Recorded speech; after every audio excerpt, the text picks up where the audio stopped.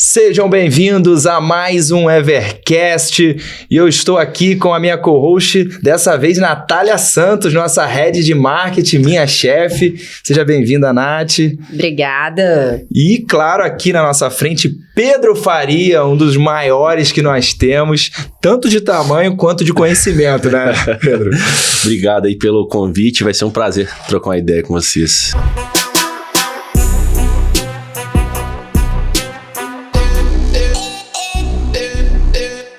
Cara, e a gente já começa o Evercast sempre com uma pedra, porque a gente sabe que quer tirar de você o melhor.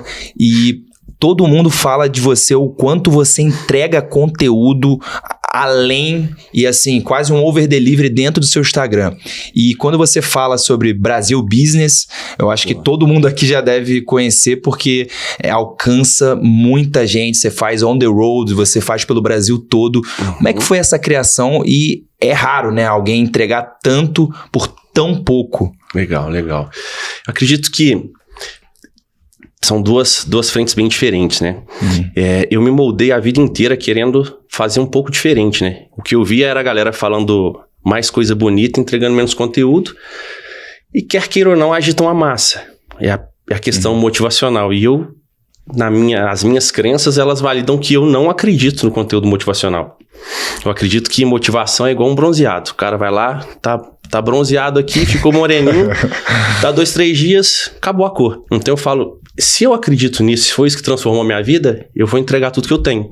Então, tanto no Instagram quanto nos eventos, a nossa história é essa. Então, quanto mais a gente entregar, mais o outro lado vai se transformar. Claro que a gente precisa de uma adaptação, a gente entende que cada um absorve de uma maneira, mas essa é a nossa proposta, né? Minha essência é essa, eu quero entregar tudo que me fez chegar até aqui. Então eu acredito que a educação pode mudar o mundo. E esse processo do Brasil Business já foi algo que você quis nacionalizar, algo que você é de BH, né? Assim como a Nath também, vocês já se conheciam. Demais. E assim, Belo Horizonte ficou pequeno pro Pedro e eu acho que a gente já começou a perceber que você quis entregar isso para outros locais e entender que o Brasil inteiro poderia desfrutar de algo que BH tem essa identidade empreendedora, né? Sim, saíram ali pessoas praticamente do mercado digital. Quantas pessoas, né? Tipo, muito, né? Que são de Belo Horizonte, assim, mas você não quis ali se manter ali como, né? Parecendo com aquele conforto, né? De conseguir fazer os eventos só lá e você quis tomar o Brasil. Como é que foi isso? A real é que eu não quis. A história toda é que eu nunca me identifiquei sendo um cara que apareceria. Eu sou o cara que fica atrás das câmeras, assim, vamos dizer. Em todos os meus projetos, eu era o cara que sempre esteve atrás dessa estrutura. Quando começou a história toda, né, lá atrás eu identifiquei que existia uma tendência que as maiores empresas, que as que mais tinham crescimento acelerado no mundo, elas tinham um líder carismático à frente dela. Sim, frontman. Então eu sempre pautei alguns dos meus negócios assim. E chegou uma hora que, veio a oportunidade, a possibilidade, eu não me sentia preparado, mas eu tinha que fazer. E muito disso de estar na frente hoje não é a minha zona de conforto. A minha zona de conforto é o cara que faz, não é o cara que está falando na maioria das vezes. Então, a gente começou essa história toda por São Paulo, né? Fazendo os nossos eventos. E por que a gente foi fazer o nosso evento? Porque geralmente quando me chamavam para palestrar, era sempre a mesma lógica. Sobe lá e conta o que deu certo.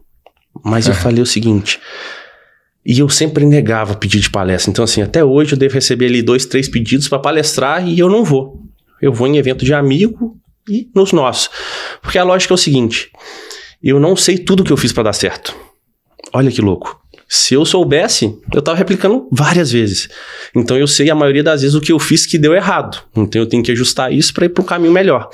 Sim. Então, quando eu subo no palco é para trazer essa verdade. Turma, se eu soubesse tudo que deu certo, eu faria isso várias vezes. Mas do lado de cá existe um cara que é falho exatamente como todos vocês. Então eu tenho que contar tudo que eu fiz que deu errado, que através dessas coisas eu consegui melhorar. E assim, eu falo que o processo de estabilização de um negócio na vida, para mim, é otimização. Não é, fazer dar certo. Então, o que eu costumo dizer também é o seguinte, muitas das coisas que eu fiz que deu certo, eu não sei nem por que deu certo. Isso é sinceridade, porque às vezes é irresponsável você querer montar uma fórmula através do sucesso que aquela fórmula teve. Às vezes a diferença de variáveis que bateram para dar certo funcionaram. E às vezes o que eu vejo muito acho que talvez a Nath conheça você há mais tempo entender, o seu espírito faz parte desse processo do sucesso. Então, você não tem como ensinar a forma que você criou o seu espírito empreendedor. Você acha que esse seu espírito empreendedor, ele partiu da onde? É familiar? Você construiu? É diferente. Então, assim, só para terminar o raciocínio, eu entendi lá atrás que a maioria das pessoas que deram certo, elas estavam preocupadas em comemorar e não analisar o que fizeram. Isso aconteceu comigo.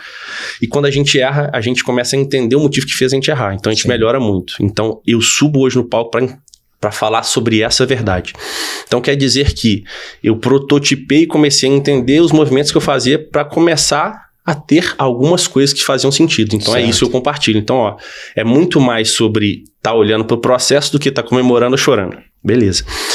E a questão do empreendedorismo, eu falo que, de novo, né, a gente rodou agora 25 cidades, a gente falou com, sei lá, milhares de pessoas. Nos últimos 90 dias, né, Nath? Nath estava presente com a gente nesse movimento inteiro. Muitos eventos. 5, cara. E eu descobri que existem 2 tipos de empreendedores. Só 2. Então, o primeiro tipo é o cara herdeiro. O cara que os pais ou familiares já tinham um processo já eram empreendedores, já tinham aquele movimento todo, puderam pagar, ter acesso a conteúdo de mais qualidade, instrução. E o outro tipo de cara que é o fazedor. Pouca habilidade, pouco conhecimento, mas muita vontade.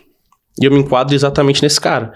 Então eu acredito que o brasileiro, 99% dos brasileiros começaram exatamente como eu comecei. Então é muita vontade e pouco conhecimento. Então ao longo da vida eu fui pautando e melhorando esse processo. Então empreender não é para todo mundo, igual todo mundo prega.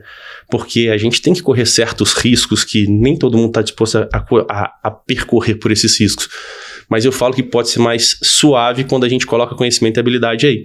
Então, de novo, né, agora entendendo todos esses conhecimentos e habilidades que eu adquiri ao longo do caminho, é onde a gente compartilha isso no evento. Então, eu compartilho tudo que a gente fez e, além de tudo, os conhecimentos e habilidades que eu adquiri ao longo desse percurso, porque a gente também pega muita coisa que a gente não vai usar. Então, eu falo que esse movimento de rodar o Brasil, de fazer o Brasil Business, é simplesmente para dar a mão pro Pedro de 15 anos atrás, que não teve um mentor ou alguém que direcionasse. A gente está indo para a cidade de onde ninguém vai, tá rodando as cidades, os estados, onde ninguém foi para levar essa informação, porque é muito confortável ficar em BH, Rio, São Paulo fazendo evento e querer que todo mundo venha.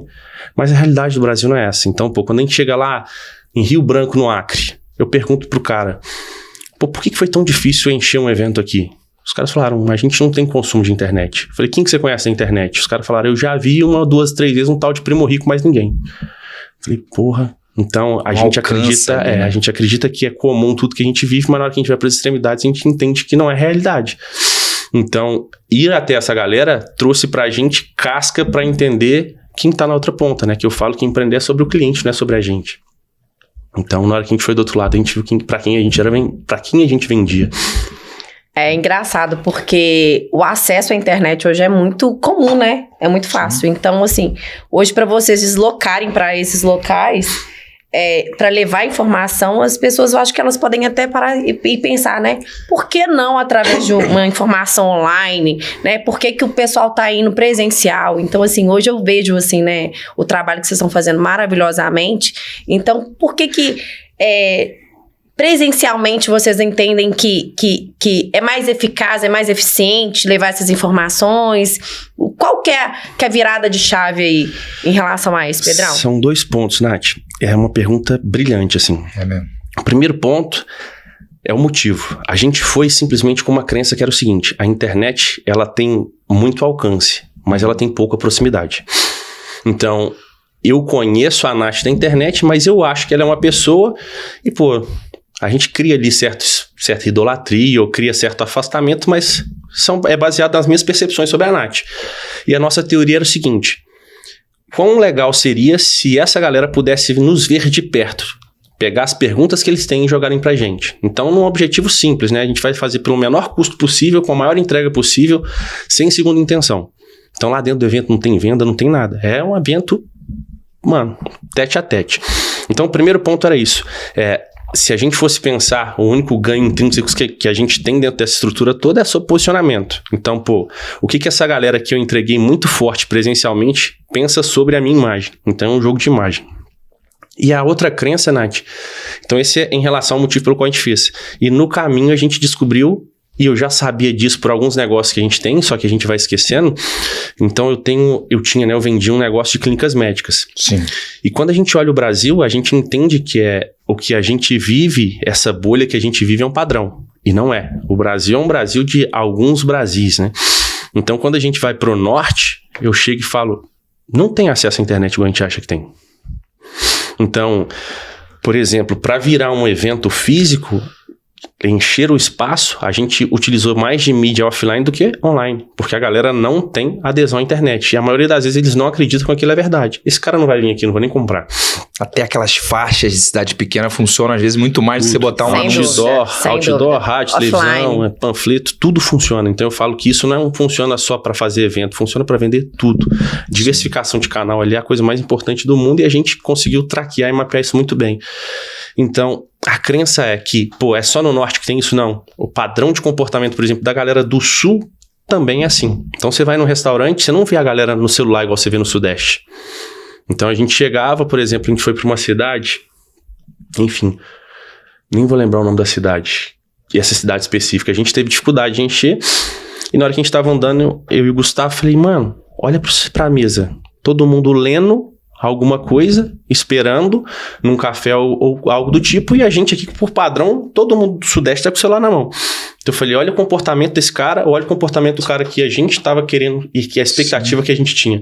Então a gente tem essa discrepância de percepção quando a gente está numa bolha, que todo mundo está no mesmo ambiente que a gente. E isso serviu não só para esse negócio, né? Quando a gente olha como um todo, esse movimento de educação para a gente é um negócio que não dá resultado financeiro. Ele é mais um give back do que tudo que a gente já conquistou na vida, né? Mas essa experiência, ela serve para os nossos outros negócios. Então, pô, se eu quiser fazer penetração hoje no Piauí, no Norte, sei lá onde é que a gente queira fazer, eu já entendi o padrão de comportamento daquele lugar. Então, eu vou ter uma vantagem competitiva muito maior do que meus concorrentes. Então, hoje eu posso dizer que tá até fugindo da pergunta, isso trouxe pra gente uma bagagem muito interessante, porque a gente tende a pensar que os nossos clientes têm um modelo de comportamento de consumo igual ao nosso, isso é totalmente errado. E hoje você faz um investimento nessa pesquisa antes de você chegar ao local, ou vocês fazem... Zero. Cara, que loucura. Então é meio que num feeling seu de identificação, porque essa identificação de comportamento, né?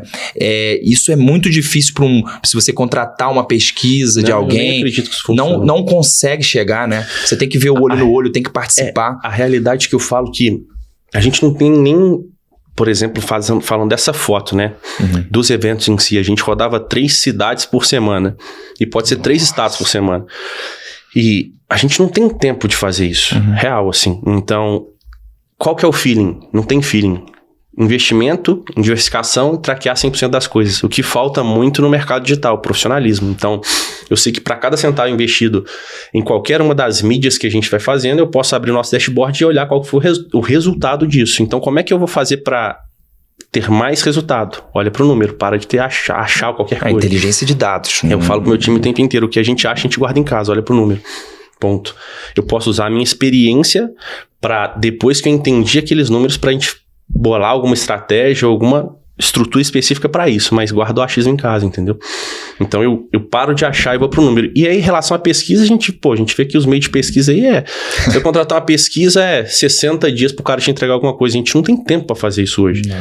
Empreender se tornou um esporte dinâmico, além de coletivo dinâmico, né? Então, pro nosso negócio em si específico, era 5 dias para encher uma cidade, era um movimento louco. Então, era pauleira, não tinha o que fazer. Uma coisa que eu percebi até que você, assim, deixa bem claro até quando você cita os seus sócios e colaboradores, essas escolhas, e isso tem virado a internet, assim, sobre como você escolher os sócios, como você escolher as pessoas que você trabalha, com quem você faz negócio. Como você seleciona esse pessoal? Você consegue identificar pessoalmente? Você tem uma equipe que faz isso? Porque parece que você tem um time muito entrosado, né? Legal. Por fora é bonito, por dentro é diferente. Sempre isso. É a realidade. A gente não vai falar coisa diferente. Muita empresa aqui. É assim também. Então, a questão de sociedade, né? Por que hoje eu tenho uma habilidade um pouco maior do que eu tinha quando eu comecei? Porque eu errei. Ponto. Fato, é o que eu falei. Eu aprendi muito mais errando do que com a teoria. Eu já tive mais de 100 sócios, velho. Então, eu já fiz uma escola. A gente podia fazer um podcast de como acertar um sócio. Então, eu entendi ali dentro de tudo que aconteceu, o que é positivo, o que é negativo. Eu posso continuar errando? Posso. Mas porque pode surgir uma variável nova. Então, eu já analisei alguns pontos. Então, sociedade é um negócio de complementariedade, capacidade de entrega, de conhecimento, de habilidade. Então, adianta eu ter a Nath como sócia, se ela sabe muito, mas não consegue entregar? Não.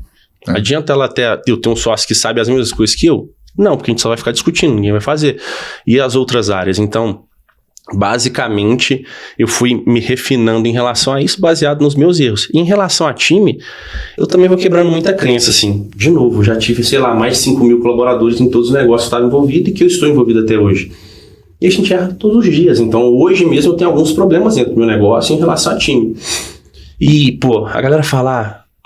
contrate comportamento e demita por comportamento. Falei, irmão, beleza. Numa entrevista, como é que eu vou identificar quais são os comportamentos e valores da Nath dentro de um processo? Esquece, velho. Então, eu contrato por capacidade. Ponto. Resultado, né? Sim, e aí lá dentro a gente vai entender se o comportamento dela tem fit com o meu negócio ou não, e se não tiver, a gente demite rápido. E é legal que, por exemplo, vamos só fazer um recorte, né? Dentro do nosso modelo de escola que a gente ensina, e tá eu, Gustavo, que é um cara de gestão que é meu sócio, ele fala diferente do que eu penso. E tá tudo bem, essa diversidade que faz, o entendimento, e cada um vai pegar o que é melhor. Ele fala, eu contrato por valores, por algumas coisas que eu acho que é interessante. Eu falei, beleza, eu não acredito nisso, ele acredita e tá tudo bem. Então, isso pra mim é a construção de um racional, porque é tão dinâmico que todo mundo vai acertar e todo mundo vai errar. Então, não tem essa beleza toda, não. Eu acredito que um time coeso a gente começa a construir baseado na capacidade de entrega, e o Pedro, e os valores, eles são entendidos ao longo do período que esse cara tá dentro do time. Então, eu prezo por capacidade de entrega hoje. Não que valor não seja importante, mas eu consegui entender isso ao longo do caminho. Legal. Sim. E a partir do momento que a pessoa já tá inserida no time, como é que é importante? Porque eu já vejo que é algo que é bem cultural da empresa, né, dos sócios, é a gestão de pessoas, né, valorização humana e tal, porque tem muita empresa hoje em dia que ainda pensa muito em número, né, não valoriza o lado humano, a capacidade de entrega, só tá focada nisso aqui. Como que vocês conseguem trabalhar com essa transformação do capital humano dentro da empresa? Legal, para mim existem sempre 2 vieses, né, então na maior parte das vezes a gente hoje tem empresas mais consolidadas e empresas que elas estão começando. Então isso serve para quase todo mundo que está do outro lado. Nas empresas que elas estão começando, a gente vai construir esse racional junto. Então, por exemplo, nesse produto que é uma escola que a gente está rodando no Brasil, isso é um MVP. A gente fazia isso com 5, 6 pessoas. E ao longo do caminho eu vou entendendo a capacidade de entrega. Então, nesse negócio em si, eu adotei uma política diferente que eu tinha. Eu falei, eu vou contratar todo mundo pela capacidade de entrega e vou tentar selecionar os melhores do mercado. Vou trazer um time enxuto e vai ser pancadaria. Então, eu sento na mesa e falo, não me traga problema. Ponto. Se cada um aqui foi contratado como alguém de muito talento, eu precisei só orquestrar isso, eu preciso ser o técnico desse time, e você sabe o que faz. Então, me traga a solução. Então, eu sento na mesa, cara, o que você acha disso? Eu não acho nada. Você tá contratado... Não foi contratado para eu achar. Então, nessa empresa específica, eu trouxe um lado de produtividade muito forte e resultado muito forte. Que ao longo do caminho eu vou construir essa questão da cultura. Porque não tem como eu já implantar minha cultura no começo desse negócio. Sim. Essa é a minha crença. Porque eu acredito que a galera fica muito preocupada hoje com cultura num negócio que está começando... E aí você fica patinando muito, porque eu falo que cultura é o jeito que o líder faz as coisas. Sim. E se eu sou um cara muito preocupado com performance e valorizar o capital humano, eu preciso que esses caras valorizem também. Então, hoje aconteceu algo interessante. Eu tô num grupo do financeiro e um colaborador mandou uma mensagem de uma maneira que eu não concordo. Eu já cheguei pro líder dele e mandei um print, falei, isso faz sentido? Ele, não, já chamei a atenção do cara. Então, a minha mensagem para ele foi em 1 minuto e ele já estava alinhado com o cara. E o feedback aconteceu ali instantâneo, sabe? Então, eu respeito muito essa hierarquia, eu não vou chegar no colaborador, vou dar esse feedback, porque ele tem líder e o líder serve para isso. Então, em negócios que estão começando, eu adotei essa política. Então, óbvio que eu tinha que eu tive a condição de investir mais em time e tem gente que está começando do zero e não tem essa capacidade. E nos meus negócios que já estão muito à frente, eu trabalho o resultado de uma maneira muito forte também, mas a gente tem que valorizar o processo. Então, assim, eu penso que dentro desse time que já está mais evoluído, as pessoas elas já sabem o que precisa fazer, a gente já está com todos os processos documentados e ali a capacidade de gerar um insight novo que vai performar ou otimizar um processo é que vai gerar o extra para todo mundo. Então eu falo o seguinte, não existe time que está empatando que alguém ganha mais. Sim. Então, por exemplo, aqui minha questão de remuneração você foi contratado para fazer o seu 100%. Se você não estiver fazendo, você está fora do time. Sim. Mas se você fizer 110, eu vou ter que valorizar isso.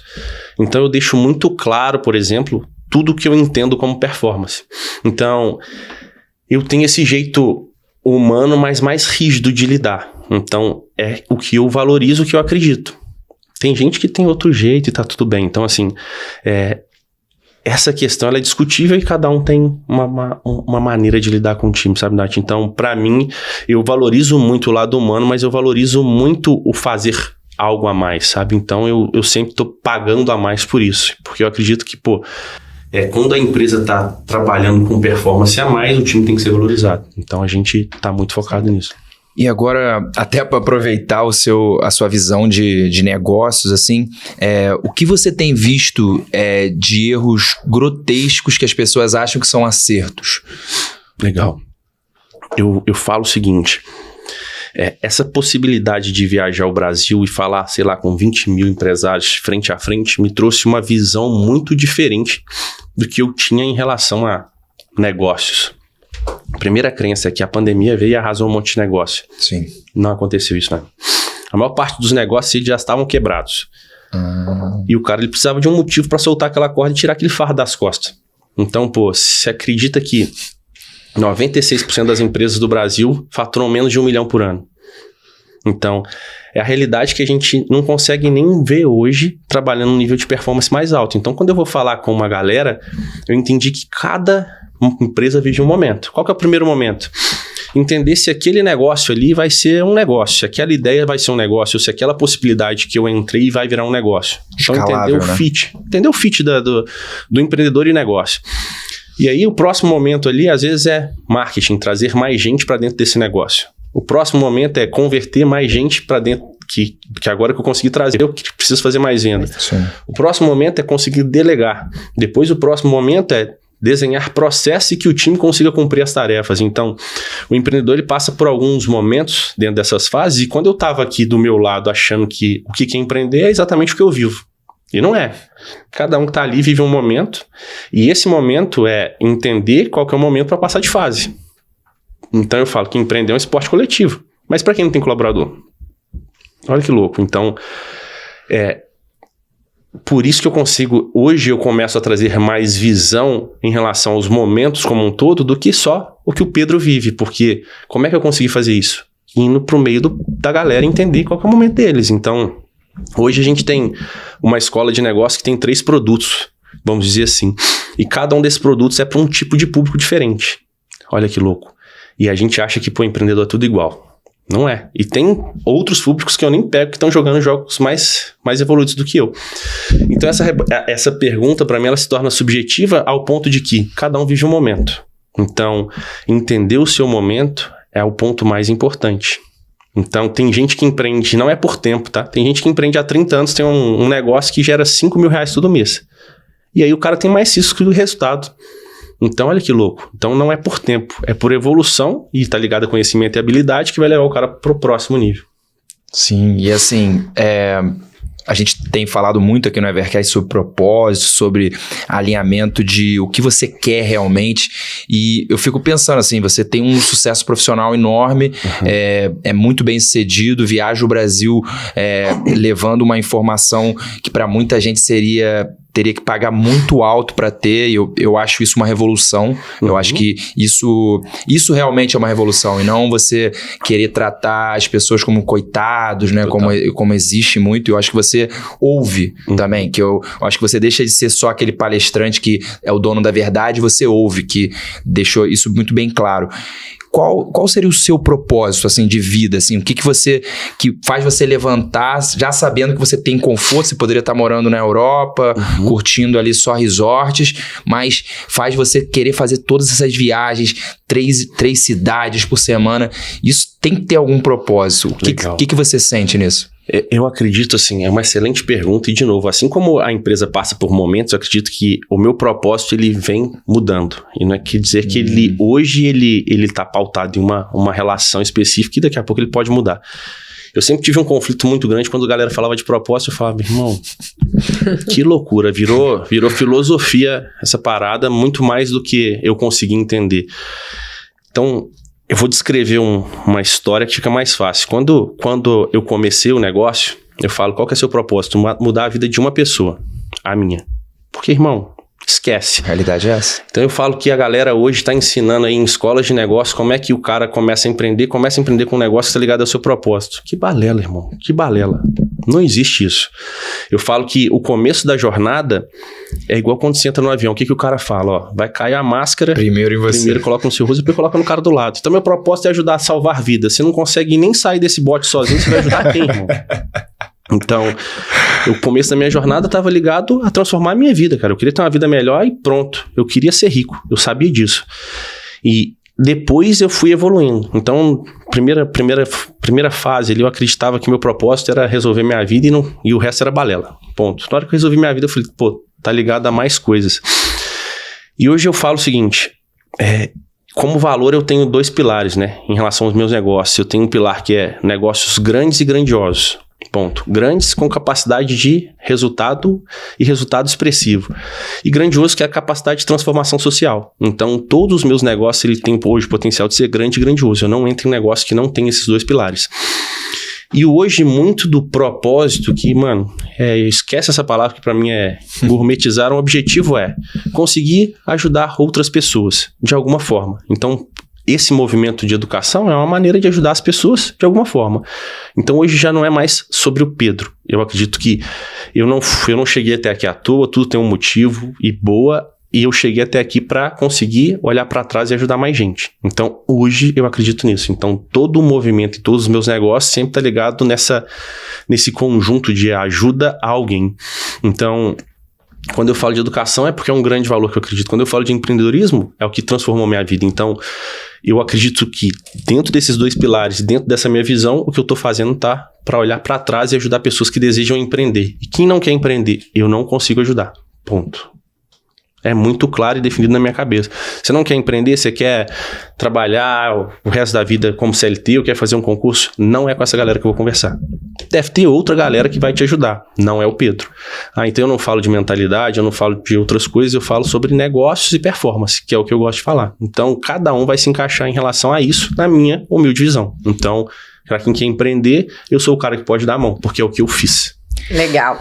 E falando sobre empreendedorismo, assim, obviamente a prática é super importante, mas a teoria também, né, eu acho que acompanha bem. Claro. Em termos de livro, assim, você teria algum livro, assim, que você fala, esse é a virada de negócio e eu indico todo mundo que quer ser empreendedor de sucesso precisa de ler esse livro. Legal. Igual a pergunta, Nath.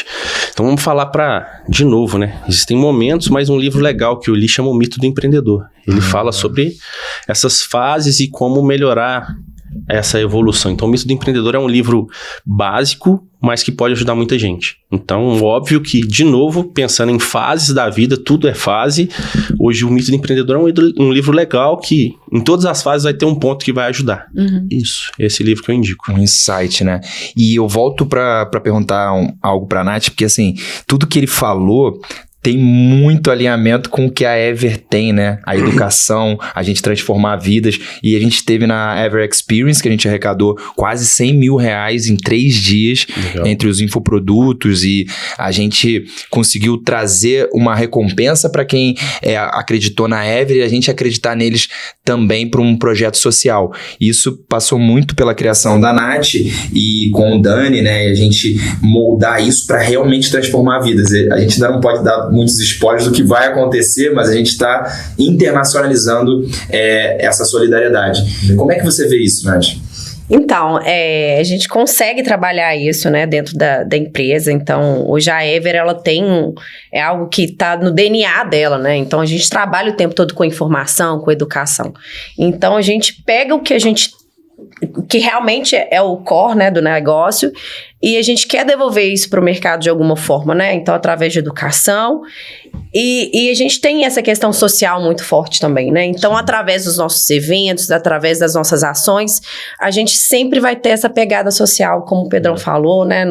Como um pilar também, né? Então, o Duda acabou de citar um exemplo, né? Então, a gente fez um evento, uma experiência em Trancoso, então a gente sempre vai ter nas nossas ações um pilar voltado à ação social. Então, a gente realmente faz parceria com institutos, como foi o do Dani Alves para a ação de Trancoso. Então, assim, realmente acredito que as empresas, elas precisam realmente não pensar só, né, no próprio negócio, né, no ganho financeiro, mas realmente uma causa maior, né, no social, no que a gente pode devolver para a sociedade, não só em termos de conhecimento, mas também em termos de ação social mesmo, né?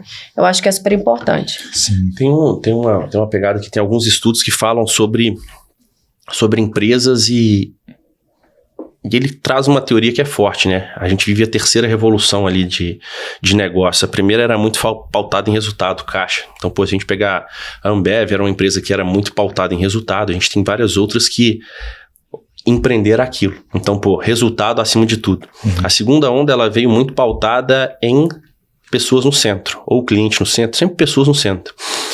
E ela ainda é muito presente. Todas são presentes, mas essa segunda revolução é muito presente. No terceiro momento, que é o que a gente começa a viver agora, é que tenha objetivos sociais. Então, a gente vê grandes marcas, a Reserva faça que a cada venda tem prato de comida. As empresas que têm grande hoje expressão, elas estão trabalhando esse movimento. E eu acredito que um objetivo e um momento futuro é que os clientes, o cliente que antes estava no centro e agora foi centralizado na ponta, né, foi direcionado para a ponta, ele tende a preferir essas empresas. Então é um movimento que, se eu tiver que escolher entre A e B e eu ver que uma empresa ela tem um cunho social, ela transcende a ideia de capitalismo somente, eu tenho meu direcionamento muito mais forte em relação a ela. Então, em relação a negócio, isso é muito importante também. Então, assim, não só pensar nos resultados, a gente, além de colocar resultado à prova, pessoas no centro, a gente conseguir transcender esse objetivo empresarial é muito legal. E o valuation da empresa deixou de ser algo ligado ao lucro, e sim a estabilidade que você cria socialmente através disso. Eu vi isso muito claro no iFood. O iFood, durante a pandemia, viu que os entregadores estavam, né, sobrecarregados e com dificuldades, e eles começaram uma campanha de deles receberem um prêmio, né? Receberem ali uma alimentação e tal. Isso é muito bacana. E eu vejo também que até na criação desses novos negócios digitais, que essa desumanização digital, na verdade, ela está indo numa contrapartida. Todo mundo que é do digital está fazendo o contrário, está humanizando. A gente tem na Ever, né, o Ever junto e misturado, as relações do Gente Gestão, até que o Júnior foi nosso co-host, falou muito sobre isso, a gente humanizar a nossa relação, mesmo todo mundo se falando em espaços, em coworking space, em Zoom, e a gente, cada um, poder conhecer o outro, assim. Isso está diretamente ligado nesse seu projeto do Brasil Business on the Road, porque você vai até lá, mostra a sua cara e deixa de ser o story, né? A gente olhar ali o story, que parece tudo perfeito, né? Assim, depois, quando a gente tem, por exemplo, o Marketou, né? Que é a nossa relação a cada 15 dias de todo mundo do marketing, está crescendo tanto que acaba que a gente tem que constantemente se conhecer e a gente tá ali de uma forma muito mais humana do que é o digital, né? E o preconceito bate muito isso. Aí eu também quero ir nessa parte humana, que eu vou usar a Nath muito nisso, já se conhece há muito tempo. Quem era o Pedro antes disso tudo? Eu vou começar com a Nath para depois ela jogar para você. Quem era o Pedro? Olha, hein? Tô com medo do que pode sair. Então, né? Pra quem não sabe, eu já conheço o Pedro há bons anos, né, Pedro? Verdade. Arrisco dizer há mais de 10 anos, né? Verdade. Mas quando era menino. Menino. Não vamos falar de idade aqui, melhor não. Mas o Pedro, né, desde sempre foi um cara muito batalhador, sonhador, né, muito centrado, né? E desde então, né, eu já vi o Pedro cair e levantar. Então, ele nunca se deu por vencido. Então, acho que a principal característica dele foi isso, né? Então, a gente sempre se encontrava, mas não com tanta frequência, né? Mas a partir do momento que eu vi o Pedro ainda mais gigante, né? Em termos de negócio, eu entendi exatamente isso, né? Porque ele realmente é uma pessoa persistente, ele sabe onde ele tá e onde ele quer chegar. Então, acho que é aí a principal virada de chave para o sucesso, né? Onde você tá, onde você quer chegar, não desistir. Então, assim, se uma coisa não deu certo, vamos levantar a cabeça, né? Onde tem um erro, tem uma nova oportunidade de fazer diferente, de vencer. Então, acho que é isso. Então, fica assim, o quanto a minha admiração é grande, né? Pela história, pela pessoa, pela família que eu sou apaixonada. E tenho certeza que ele traz não só muito insight aí para quem tá assistindo, mas ele transforma muitas vidas também. É isso. E é isso que eu ia te perguntar, você, e exatamente o que a Nath escreveu, a questão dos erros e das suas quedas, você usou elas para montar quase que uma cama de molas, né? E pegou cada erro, transformou numa mola e conseguiu te levar ao máximo. Muita gente poderia pegar esses erros e transformar em pregos, né? Total. E ficar para sempre naquilo ali, ficar com a cabeça presa naquilo. Como você fez para conseguir pegar esses erros e entender que isso não ia te deixar no chão? Assim, eu acredito que empreender é complexo, né? Quem não acredita é porque não parou para analisar. Então, eu sempre fui o cara que quis fazer pelo esforço. Então, no começo da minha trajetória, eu tinha muitos momentos de altos e baixos, porque eu estava mais querendo fazer pelo esforço do que, de uma maneira mais precisa. Então, hoje, assim, eu tenho 3 P's que guiam aí essa minha jornada hoje, né? Paciência, perícia e progresso. Então, Perícia? Paciência tá ligado a gente vai ser bombardeado de oportunidades hoje. Então, o tempo inteiro, quando a gente tem o nosso primeiro sucesso, ou a primeira coisa relevante, aquele cara que era louco, todo mundo traz novos projetos. Então, a paciência para saber discernir também o que é bom e o que é ruim, e também tá ligado à primeira fatia da minha jornada, que era não é a qualquer preço, mas era muito intenso. Então, hoje eu falo, eu prefiro ter paciência e continuar progredindo, que tá ligado ao último ponto, do que fazer de qualquer jeito e ter que voltar para resolver coisas o tempo inteiro. Perícia tá ligado a ter mais cuidado e cautela em relação a tudo, né? Porque hoje o nosso negócio, ele pode impactar muito em relação ao ecossistema. A gente tem que ter mais responsabilidade em relação às coisas que a gente se envolve, ao produto que a gente entrega, ao time. Então, eu já fiz algumas coisas que não estava ligado a ter tanta perícia. Você assemelha a sua imagem a algumas pessoas que não faz sentido para o seu objetivo futuro. Você entra em negócios que não tem a ver com onde você quer chegar. Então, a perícia está ligado a tá atento a esse tipo de coisa, porque no final das contas, hoje o empreendedor ele está mudando muito o papel, né? Se a gente pegar 10, 15 anos atrás, a gente tinha 2, 3 empreendedores que eram destaque. Abílio Diniz, Jorge Paulo Lema e mais 1, 2, 3. Hoje existem milhares de referências. Então, o empreendedor hoje ele tomou uma proporção de palco, me ensina. Então, isso é legal e a gente precisa ter perícia, porque não é legal, às vezes, a Nath tem um objetivo, eu tenho outro, e na hora que a gente coloca a nossa imagem próximo, as pessoas tendem a assimilar que isso faz sentido. Correlacionar. Então, a perícia está ligada a estar atento a vários pontos. Então, eu tava ali com a Nath falou, tal coisa. Eu falei, não é onde eu quero estar. Tal coisa, é onde eu quero estar. Então, hoje eu não quero tudo. Eu quero simplesmente o que tem a ver com a minha vida lá na frente. Porque hoje eu sei onde eu quero chegar. No começo não tinha. E progresso eu falo que eu não preciso estar crescendo com tanta velocidade. Eu só não preciso dar passos para trás. Então, às vezes a gente quer dar 10 passos e voltar 7.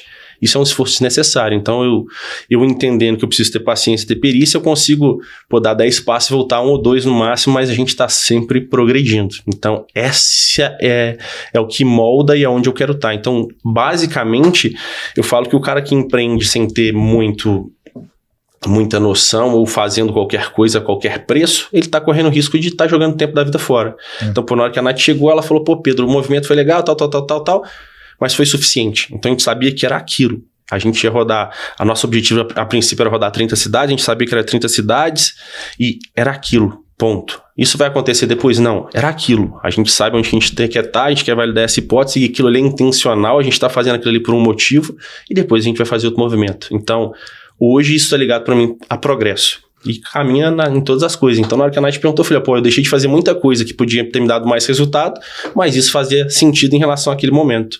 Então, pô, quer dizer então que tendo tudo isso ainda não erra? Erra pra caralho todo dia, entendeu? Não tá ligado a um fato não elimina o outro. Então, eu só me moldei melhor para estar preparado para esse ambiente que é empreender. E quando eu decidi empreender, eu quero empreender em alto nível. E para empreender em alto nível, você tem que estar numa zona mais controlada. E você também se moldou pessoalmente muito para poder se preparar para isso tudo? Muito, eu falo que o ambiente importa. Então, eu tive que me afastar de muita gente, até de gente da minha família, que não fazia sentido. Então, hoje meu pai não é mais vivo, mas por muito tempo eu não estava próximo do meu pai porque a cabeça dele atrapalhava, uma maneira dele pensar atrapalhava a minha maneira de pensar, e tá tudo bem. Não é que eu vou estar próximo o tempo todo.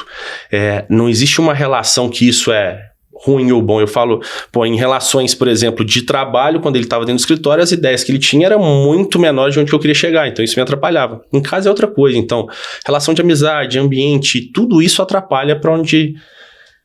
baseado no que o cara quer. Então eu falo que isso é importante. E tem um fato que é legal, que hoje muita gente tá usando muito isso como referência. Eu falo a relação de networking, né? Hoje se tornou algo, networking vale muita grana, networking vai te fazer ter negócio. Eu falo que isso tudo é balela, turma. Por muitas vezes, a cadeira que me abria de networking era maior que minha bunda.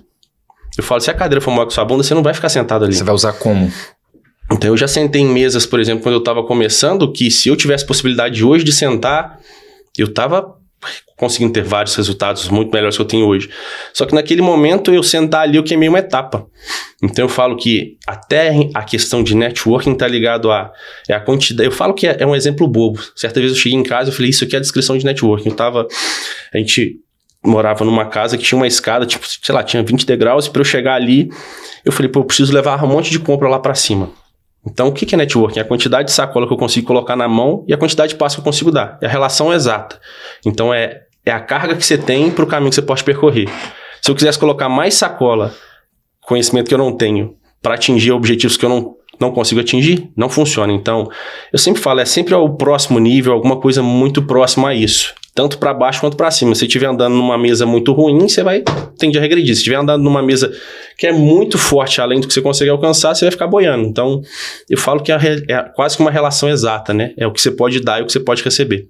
Sim, então, eu não acredito muito nessas coisas. Eu vejo muito esse clássico networking vale mais do que dinheiro, mas o que eu vejo, a prática desse networking, primeiro, não existe respeito. Eu vejo gente que desrespeita o nome do outro, que desrespeita o valor do tempo do outro. A forma de fazer networking é muito mais importante do que a lista que você tem de networking. Total. É com quem... O que essas pessoas que te conhecem acham sobre você.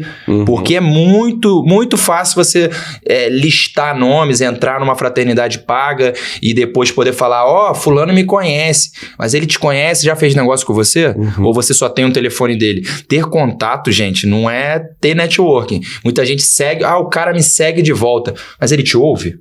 Mas ele responde a sua mensagem? Total. Isso é muito importante. E outra, o seu nome... Nessas rodas, ela fica rodando assim de, passa o meu contato, esse cara aí é mole, pede pra ele tal coisa de graça.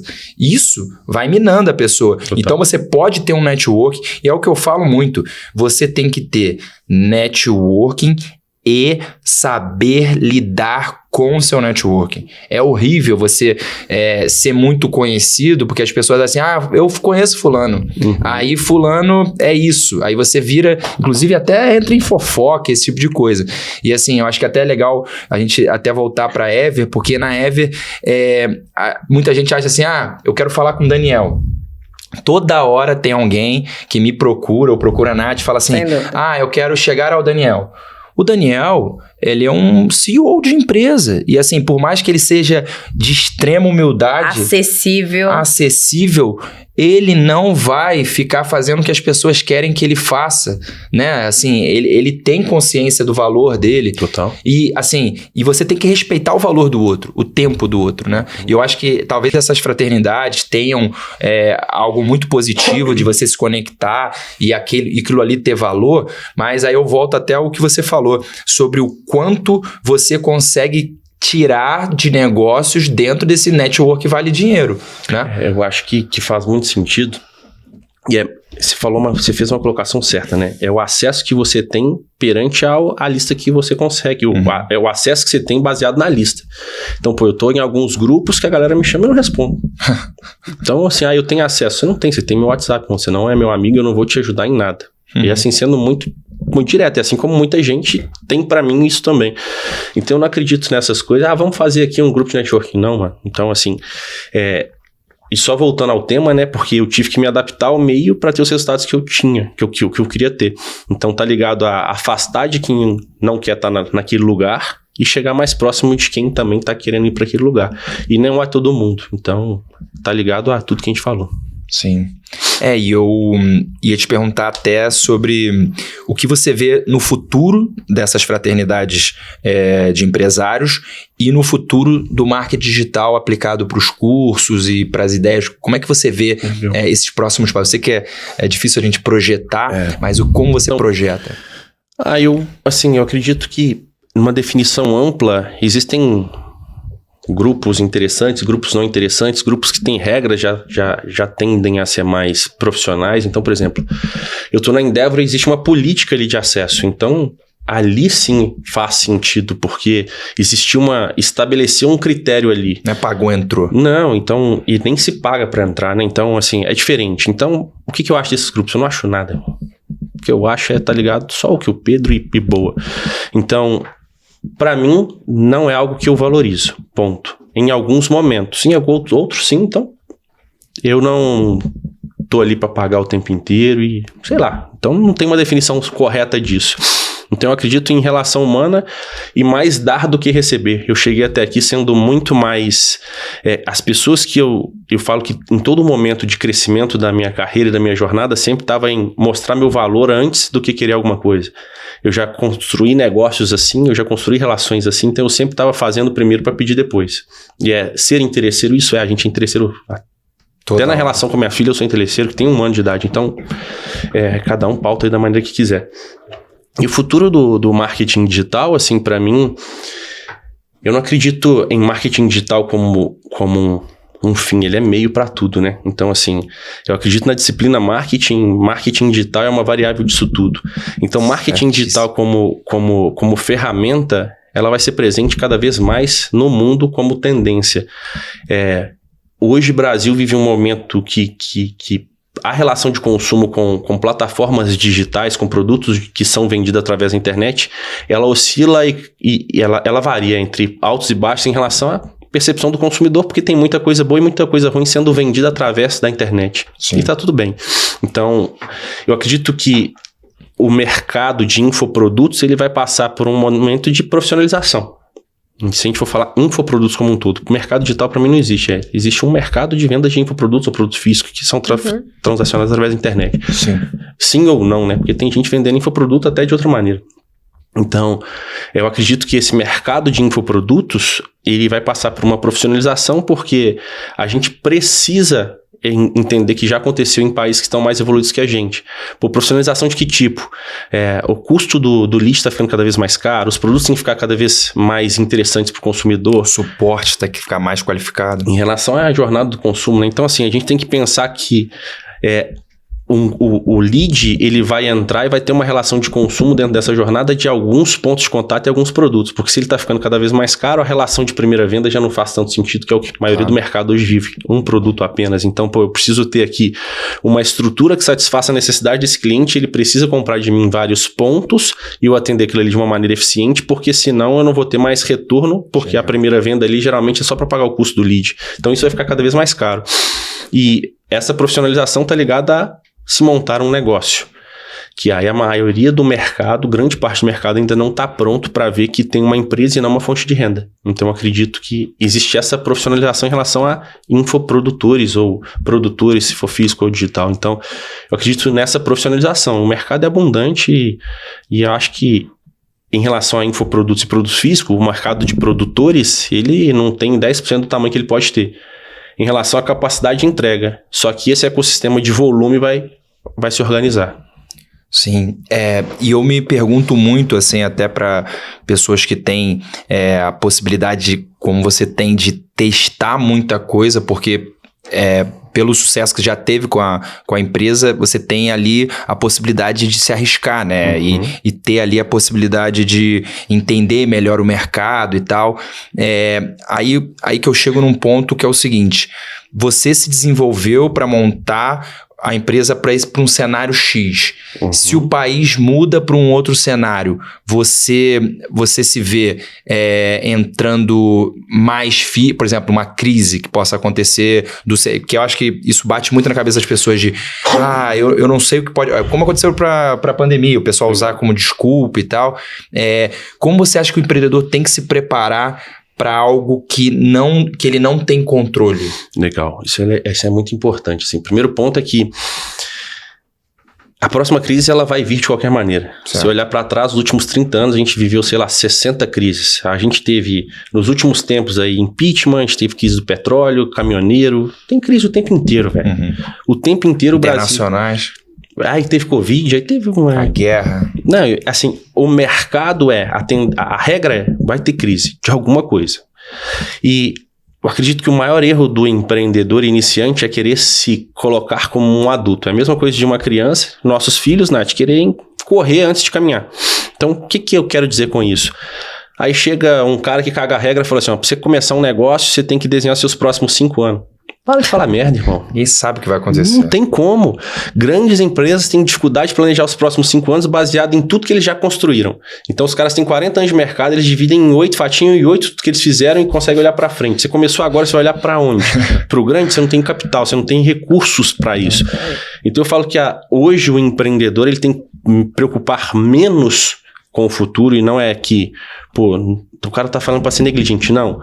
Olha isso aqui com um período menor e tenha mais atenção ao presente. Então essa é a minha recomendação. Hoje eu não faço plano para os próximos 5 anos, próximos 3 anos, porque eu não sei nem o que está acontecendo ali, irmão. Não tem como a gente prever. Então, beleza.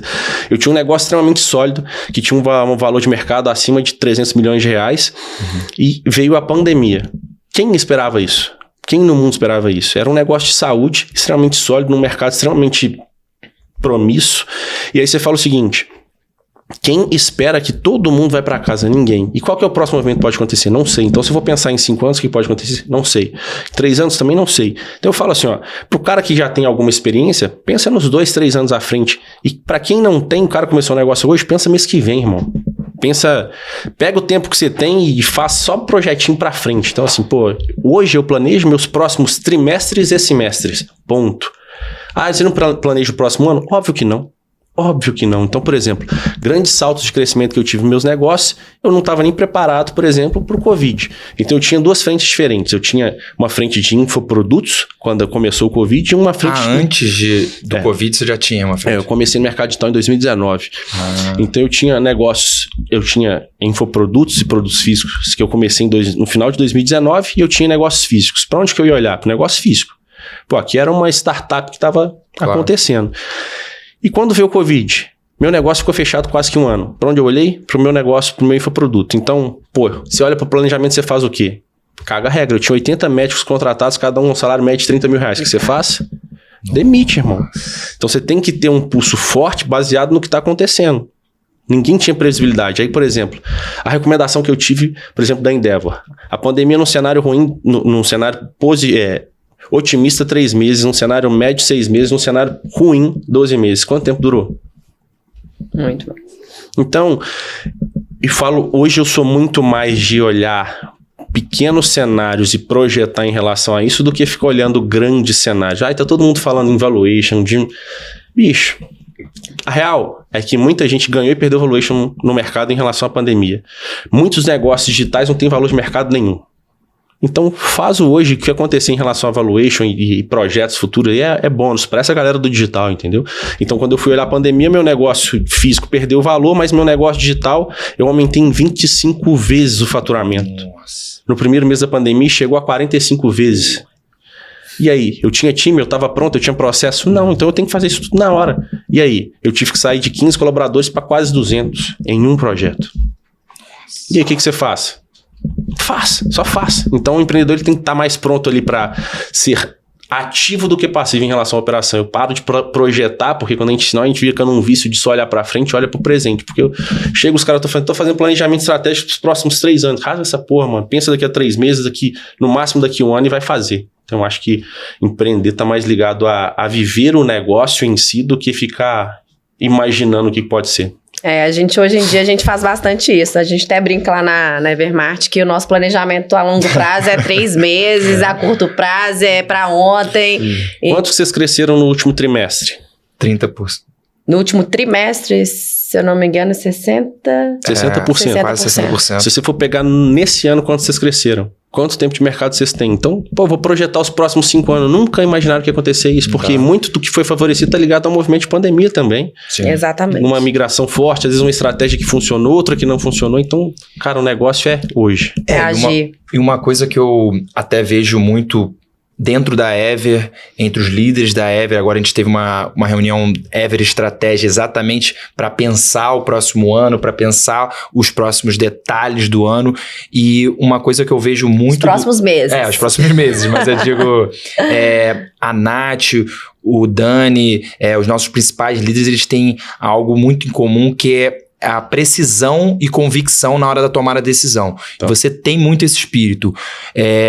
Como você se desenvolveu nessa parte da tomada de decisão? Porque eu percebi que quando você tinha, né, essa consolidação desse projeto da sua empresa médica, né, e logo depois você teve que tomar essa decisão muito rápido, porque se você não tomasse essa decisão muito rápido, você podia ter quebrado. Legal. Não é? E só fazendo um recorte do que é importante, assim, não sei qual que é o período temporal que vai sair um podcast antes do outro, Gustavo, que é meu sócio, vai falar que depois. Logo uma semana depois. Ele tem uma empresa de 50 anos de mercado. Nossa. Ele tem colaborador que tem 45 anos de empresa e ele tem 37.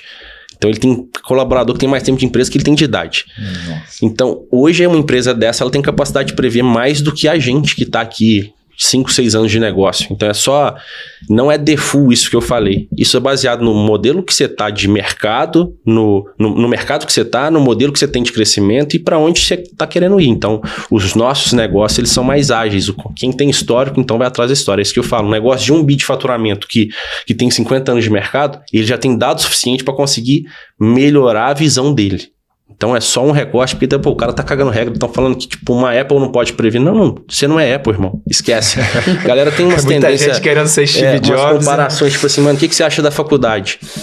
Eu acho que não presta porque Steve Jobs não foi pra faculdade, Zuckerberg não foi pra faculdade. Eles largaram a faculdade. Pega a exceção à regra e quer criar um padrão. Mas eu falo assim, ele largou Harvard, irmão. Com a capacidade que você tem, você não consegue fazer uma escola aqui. Então não compara a sua capacidade com a do cara. Sim. Então é só parar de se comparar com coisas muito diferentes. Eu quero ser a próxima Apple, mano.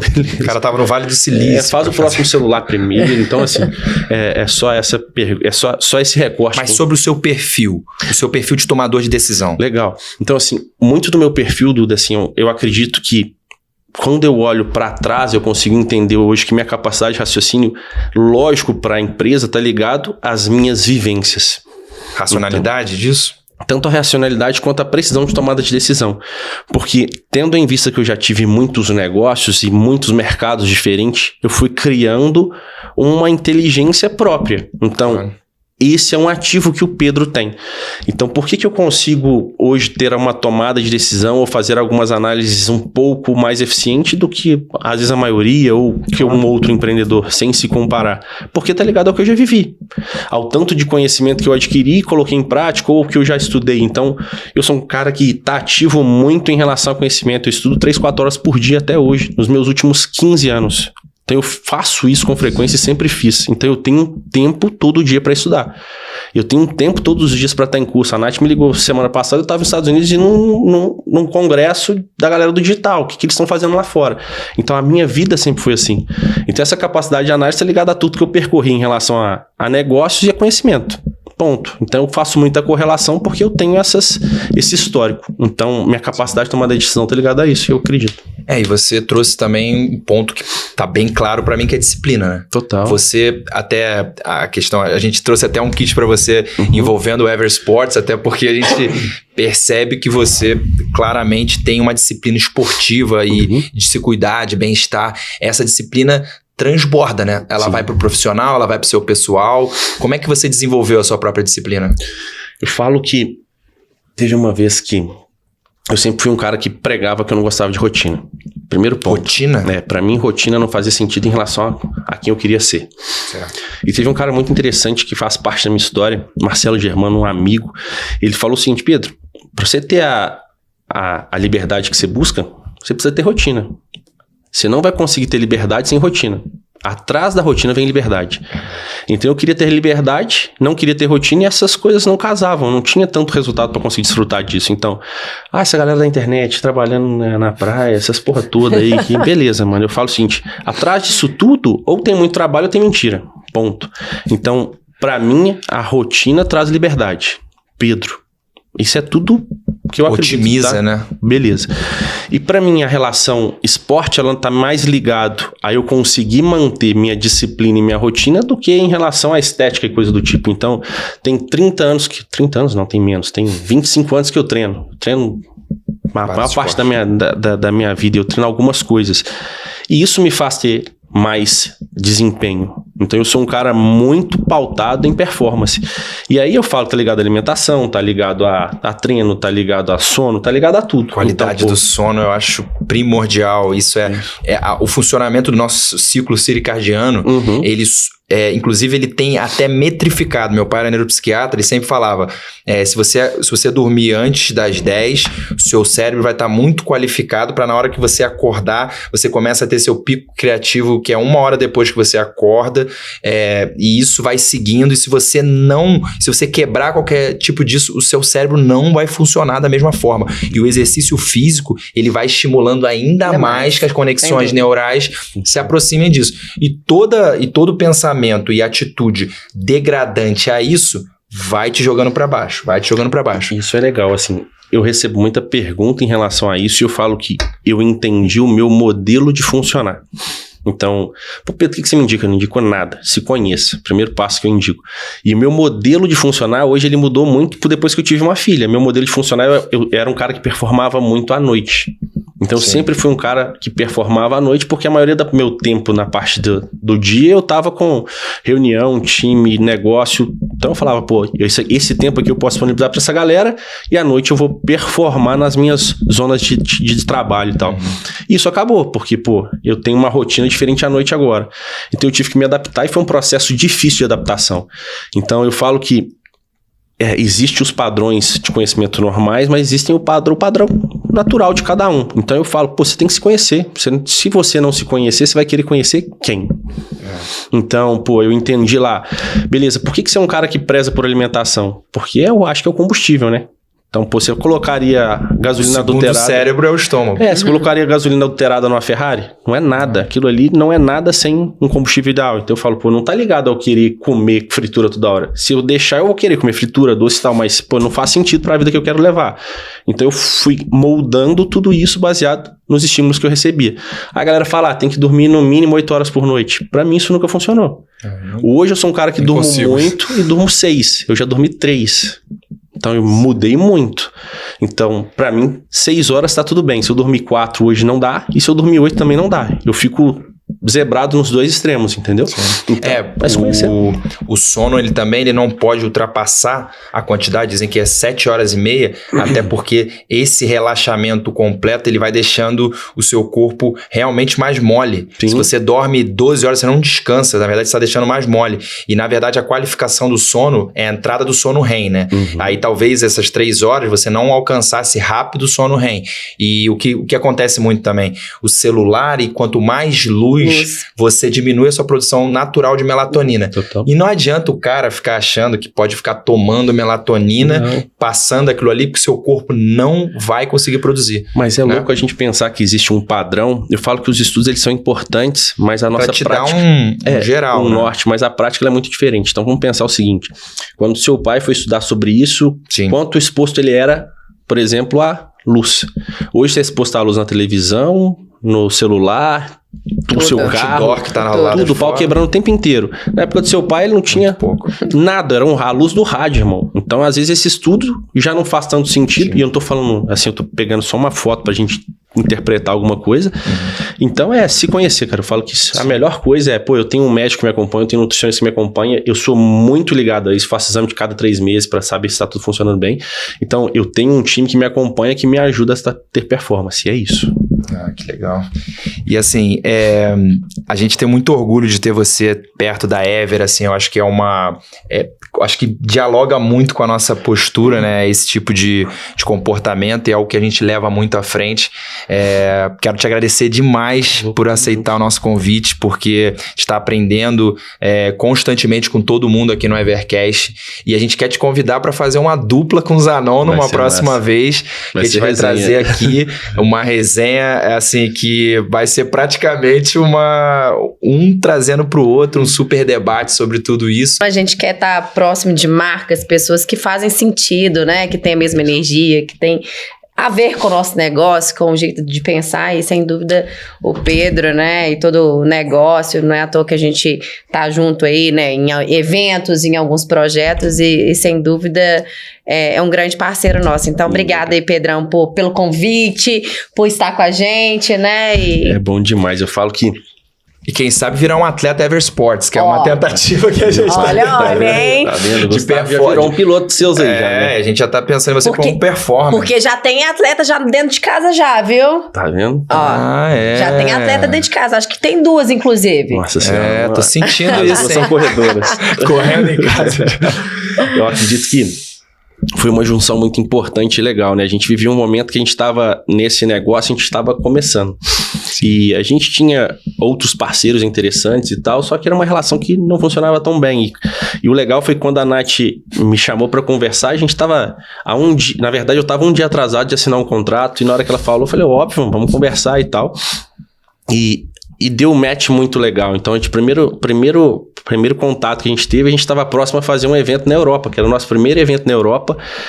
Uma confusão, a gente foi para Londres, fez um puta evento e assim, eu falo com a Nath, né? A Nath também viveu muito o ambiente de evento, e por conhecer a gente, falei, Nath, vai dar errado um monte de coisa, eu sempre sou muito transparente com tudo, vai dar errado um monte de coisa, eu não vou nem pedir desculpa porque eu já tô pedindo, então assim, só vamos junto e vai ser massa. E o espírito da Ever com o nosso combinou muito, porque é um espírito de querer ajudar sempre o próximo antes de querer alguma coisa. Então eu falo que a Ever, ela veio para somar, e muito do que a gente tem feito, desse give back que a gente tem entregado pro mercado, tem a ver com o apoio que a Ever trouxe pra gente. Então, a gente foi em Londres, a Ever tava com a gente, foi o primeiro evento que a gente fez junto, e lá a gente pactou presencialmente 1.200 pessoas e mais de 10 mil pessoas online. Então, tudo que a gente fez online foi para doação, uma causa social, né? Então, você não pode estar aqui, a gente transmite, cobra um valor extremamente irrisório e vai doar isso para instituições de caridade. Então, a gente fez essa doação em conjunto. E depois que a gente foi rodar essas 25 cidades, a gente não teria conseguido fazer se a Ever não estivesse com a gente. Então, é um momento que a gente está aprendendo em conjunto e dando a mão, né? Eu falo, Nath, tive uma ideia, ela teve uma ideia, a gente vai casando ali para melhorar a experiência do negócio e complementando o que estava ligado ao público, não só ligado a gente. Sim. Então, pensar um no outro para ajudar essa terceira pessoa. Então, eu sou muito grato a o que a gente conseguiu construir até aqui, tenho certeza que a gente vai construir mais em conjunto, e pelo entendimento e a parceria. Eu acho que dentro desse mercado encontrar empresas que têm esse espírito de querer ajudar o próximo, entendimento, relação muito próxima, é o que mudou o nosso jogo em relação a conseguir crescer forte. A Ever tem mostrado isso também, e esse conjunto vem também trazendo bons frutos. Então, é muito massa poder estar junto com vocês e saber o tanto que vocês se importam com a gente, com o consumidor final. Então, isso é legal. Pô, demais, cara. A gente teve uma aula aqui que eu vou rever essa aula depois para anotar algumas coisas, mas a gente sabe que o Pedro Faria tá Ever e vocês todos tem que seguir esse cara, porque se você pega o feed de stories dele, você já consegue aprender um absurdo de coisas, porque ele não deixa de entregar gratuitamente dentro do Instagram dele. Vai estar aqui o Instagram dele, segue, curte aqui a nossa conversa, compartilhe. Boa. Nath, te agradecer por ser a nossa co-host. Vai voltar para ser co-host mais vezes. Com toda certeza. Porque a gente sabe também que a Evermart ela é bem plural nisso. Todo mundo aqui tem a oportunidade de expressar aqui todos os seus valores, todos os seus ensinamentos. E hoje foi algo de ouro. Aproveitem, compartilhem e, é claro, sigam a gente para as próximas. E obrigada também ao Duda, viu, gente? Incrível, pessoa sensacional, um profissional maravilhoso. Duda, obrigada aí por abrilhantar o nosso quadro e fazer Evercast maravilhosamente. Eu que agradeço. Vamos que tá, Ever.